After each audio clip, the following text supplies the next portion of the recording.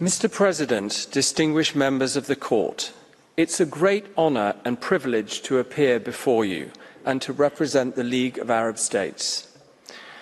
The Palestinian people have been denied the exercise of their legal right to self-determination through the more than century-long violent, colonial, racist effort to establish a nation-state exclusively for the Jewish people in the land of mandatory Palestine. When this began after the First World War, the Jewish population of that land was 11%. Forcibly implementing Zionism in this demographic context has necessarily involved the extermination or forced displacement of some of the non-Jewish Palestinian population, the exercise of domination over and subjugation, dispossession and immiseration of remaining non-Jewish Palestinians, the emigration to that land of Jewish people, regardless of any direct personal link, and the denial of Palestinian refugees the right to return, all operating through a racist distinction privileging Jewish people over non-Jewish Palestinian people.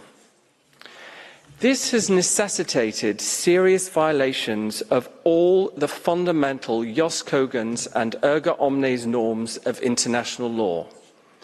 The right of self-determination, the prohibitions on aggression, genocide, crimes against humanity, racial discrimination, apartheid and torture, and the core protections of IHL. Today, I will address, first, violations of international law arising out of the regime of racial domination, apartheid, perpetrated against the Palestinian people across the entire land of historic Palestine. And then, second, the existential illegality of Israel's occupation of the Palestinian Gaza Strip and West Bank, including East Jerusalem, since 1967. As a necessary prerequisite, I must begin with this special right granted to the Palestinian people in the League Covenant. The legal right of self-determination of the Palestinian people originates in the sacred trust obligations of Article 22 of the League Covenant, part of the Versailles Treaty. Palestine, an A-class mandate under British colonial rule, was, after the First World War, supposed to have its existence as an independent state provisionally recognised, a sui generis right of self-determination. The UK and other members of the League Council attempted to bypass this, incorporating the 1917 Balfour Declaration commitment to establishing a national home for the Jewish people in Palestine into the instrument stipulating how the mandate would operate. However, the Council had no legal power to bypass the covenant in this way. It acted ultra vires, and the relevant provisions were legally void. There was and is no legal basis in that mandate instrument for either a specifically Jewish state in Palestine or the UK's failure to discharge the sacred trust obligation to implement Palestinian self-determination. After the Second World War, a self-determination right applicable to colonial peoples generally crystallized in international law. For the Palestinian people, this essentially corresponded to and supplemented the pre-existing covenant right regarding the same single territory. The 1947 proposal to partition Palestine was contrary to this, the Arab rejection and affirmation of the legal status quo. In 1948, then, Palestine was, legally, a single territory with a single population enjoying a right of self-determination on a unitary basis. Despite this, a state of Israel specifically for Jewish people was proclaimed in 1948 by those controlling 78%, more than 3/4 of Palestine, accompanied by the forced displacement of a significant number of the non-Jewish Palestinian population, the Nakba catastrophe. This illegal secession was an egregious violation of Palestinian self-determination. Israel's statehood was recognized, and Israel admitted as a UN member despite this illegality. Israel is not the legal continuation or successor of the mandate. This violation of Palestinian self-determination is ongoing and unresolved. Two key elements are, first, Palestinian people not displaced from the land proclaimed to be of Israel in 1948 and their descendants have been forced to live as citizens, presently they constitute 17.2%, of a state conceived to be of and for another racial group, under the domination of that group, necessarily treated as second class because of their race. Second, Palestinian people displaced from that land and their descendants cannot return. These are serious breaches of the right of self-determination, the prohibitions of racial discrimination and apartheid, and the right of return. They must end immediately. As if this ongoing Nakba was not catastrophic enough, in 1967, Israel captured the remaining 22% of historic Palestine, the Gaza Strip and West Bank, including East Jerusalem, the Nakba. It's maintained that use of force to remain in control for the 57-year period since. For more than half a century then, a state defined to be of and for Jewish people exclusively has governed the entire land of historic Palestine and the Palestinian people there. And the regime of racial domination, apartheid, and denying return has been extended throughout. In the case of Palestinians living in the occupied territory, this has involved the same serious violations of international law, supplemented by serious violations of norms applicable in occupied territory. Indeed, these people are subject to an even more extreme form of racist domination, as they aren't even citizens of the state exercising authority over them. Even in East Jerusalem, which Israel has purported to annex, the majority non-Jewish Palestinian residents don't have citizenship, whereas Jewish residents, including illegal settlers, are citizens. Just as in territorial Israel, in occupied territory, these serious violations concerning how Israel exercises authority over the Palestinian people must end immediately. However, here, a more fundamental matter must also be addressed: the illegality of the exercise of authority itself. The enduring Palestinian right of self-determination means that the Palestinian people and the state of Palestine, not Israel, are sovereign over the territory Israel captured in 1967. For Israel, the land is extraterritorial and, given what I said about the mandate, territory over which it has no legal sovereign entitlement. Despite this, Israel has purported to annex East Jerusalem and taken various actions there and in the rest of the West Bank, constituting de jure and de facto purported annexation, including implanting settlements. It is Israeli policy that Israel should be not only the exclusive authority over the entire land between the river and the sea, but also the exclusive sovereign authority there.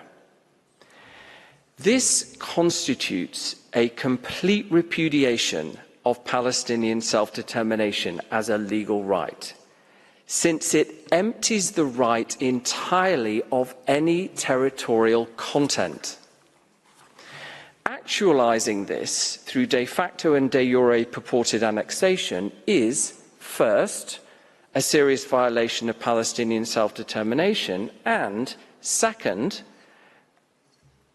because it's enabled through the use of force, a violation of the prohibition on the purported acquisition of territory through the use of force in the law on the use of force, and so an aggression.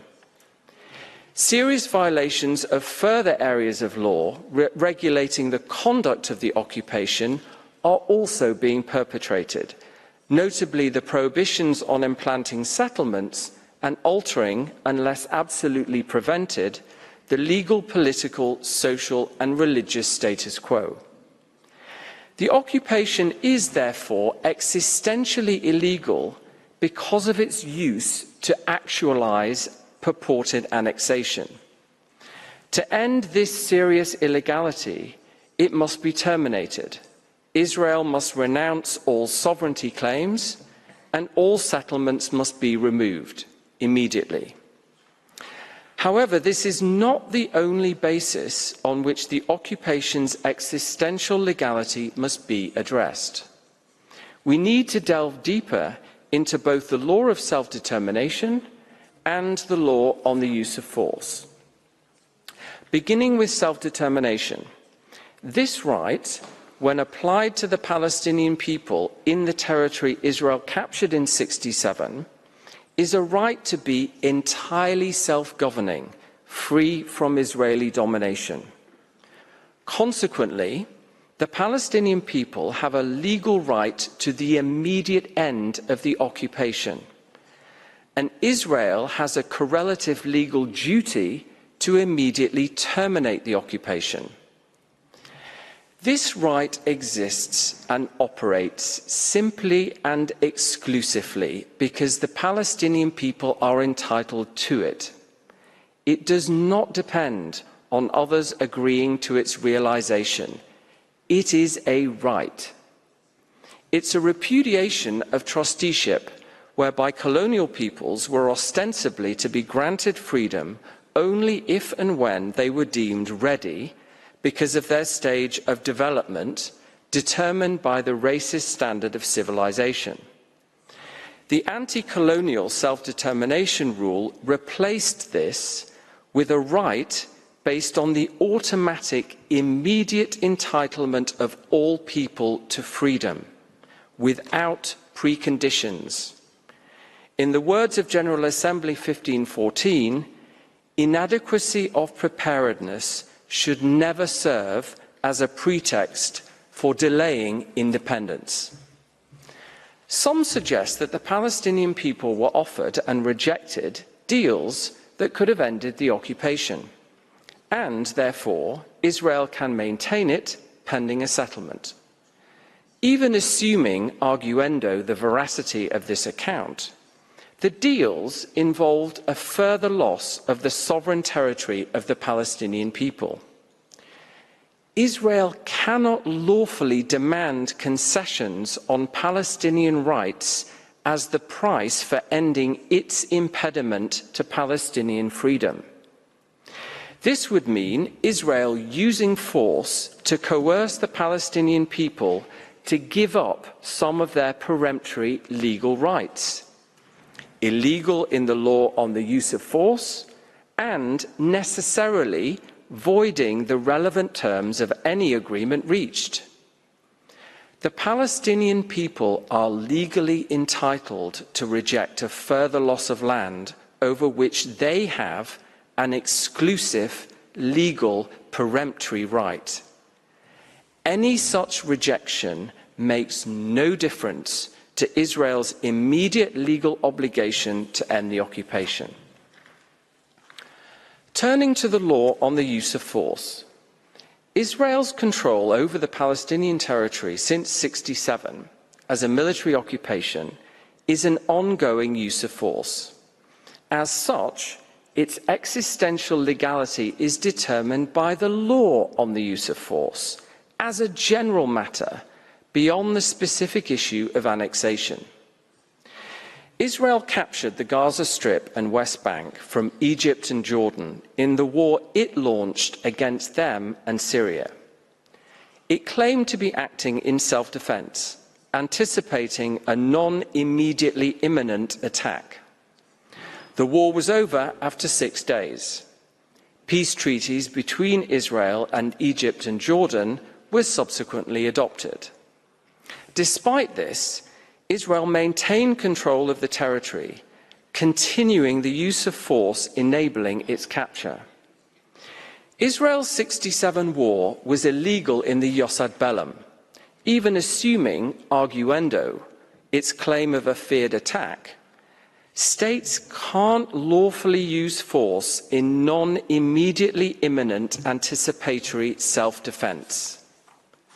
Alternatively, assuming, again arguendo, that the war was lawful, the justification ended after 6 days.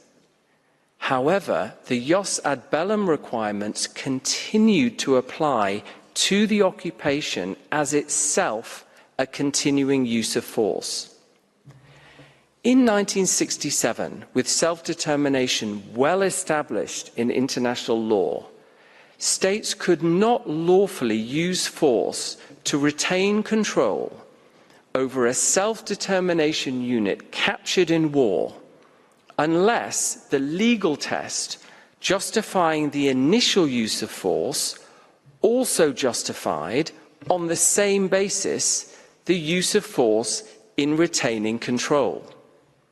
Moreover, this justification would need to continue not only in the immediate aftermath, but for more than half a century. Manifestly, this legal test has not been met. Israel's exercise of control over the Gaza Strip and West Bank through the use of force has been illegal in the Jus ad bellum since the capture of the territory, or at least very soon afterwards. The occupation is therefore, again, existentially illegal in the law on the use of force and aggression, this time as a general matter, beyond illegality specific to annexation.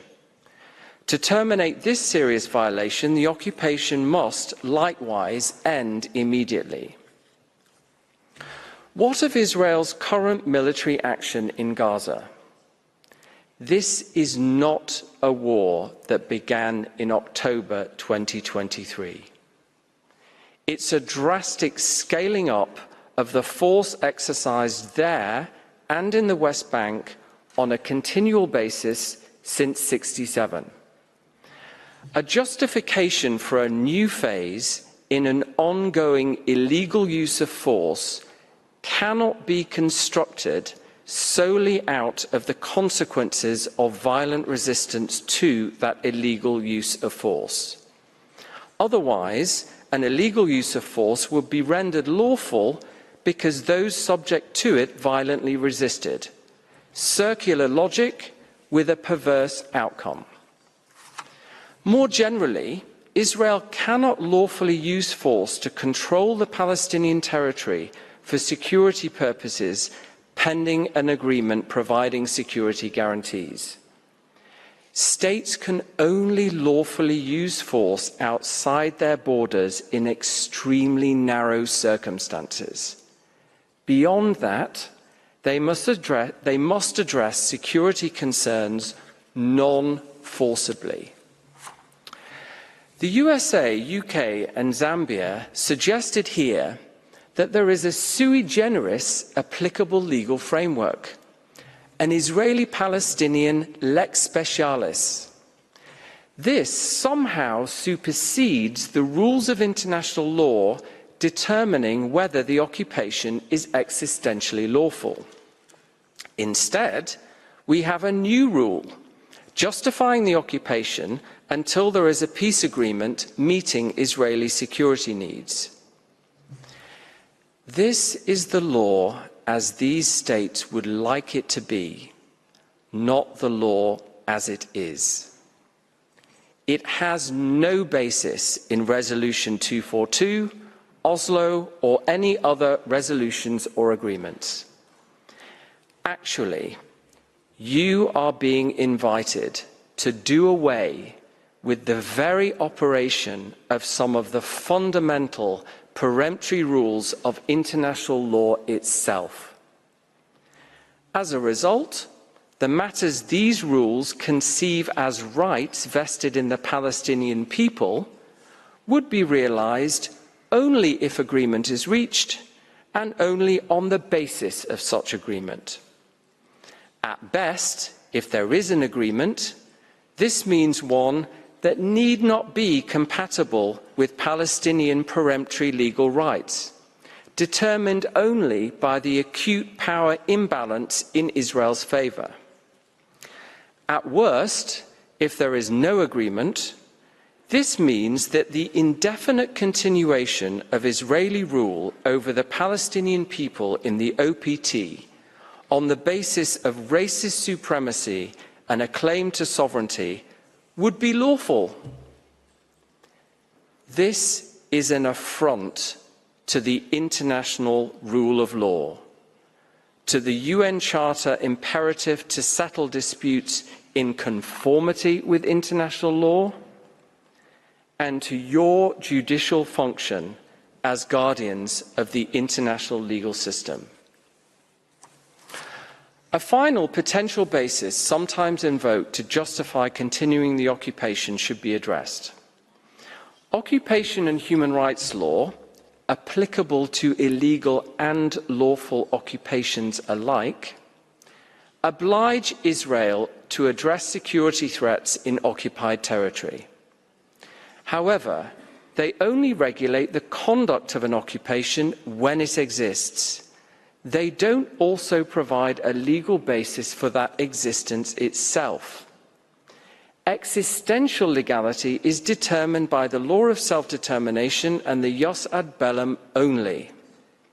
There is no backdoor legal basis for Israel to maintain the occupation through the imperatives of occupation and human rights law. In sum, the occupation of the Palestinian Gaza Strip and West Bank, including East Jerusalem, is existentially illegal on two mutually reinforcing bases. First, the law on the use of force.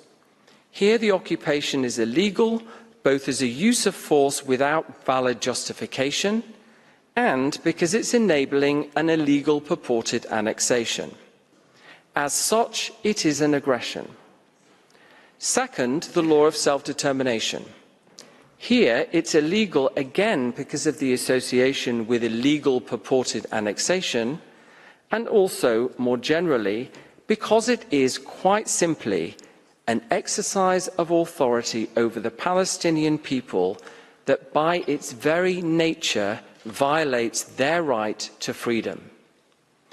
This multifaceted existential illegality involving serious violations of peremptory norms has two key consequences. First, the occupation must end. Israel must renounce its claim to sovereignty over the Palestinian territory. All settlers must be removed immediately.